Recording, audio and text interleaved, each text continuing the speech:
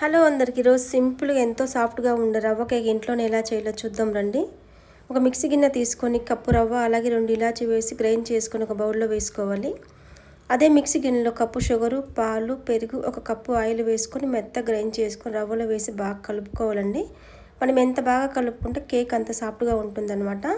తర్వాత అందులో 2 స్పూన్ల మైదా, 1 స్పూన్ బేకింగ్ సోడా వేసుకొని బాగా కలుపుకొని 10 నిమిషాలు పక్కన పెట్టేసుకోవాలి.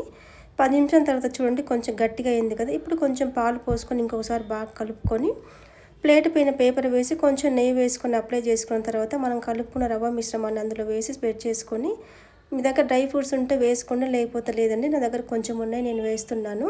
నేనైతే కుక్కర్లో చేయట్లేదండి, నేనైతే ఓవెన్లో చేస్తున్నాను అనమాట. మీ దగ్గర లేకపోతే కుక్కర్లో చేసుకోండి, చాలా బాగుంటుంది కుక్కర్లో కూడా. 45 నిమిషాలు కుక్ అయిందండి. చాలా అంటే చాలా టేస్టీగా ఉందండి. ఫస్ట్ టైం చేశాను రవ్వ కేక్ నేను, చాలా బాగా వచ్చిందనమాట. మీరు కూడా ఇలాగే చేసుకొని ఎలా వచ్చిందో నాకు కామెంట్ చేయండి. చూడండి ఎంత బాగా కుక్ అయిందో కదా, చాలా సాఫ్ట్గా కూడా ఉంది. ఇక ఇంతేనండి, ఈజీగా చేసుకోవచ్చు. నచ్చితే లైక్ అండ్ సబ్స్క్రైబ్.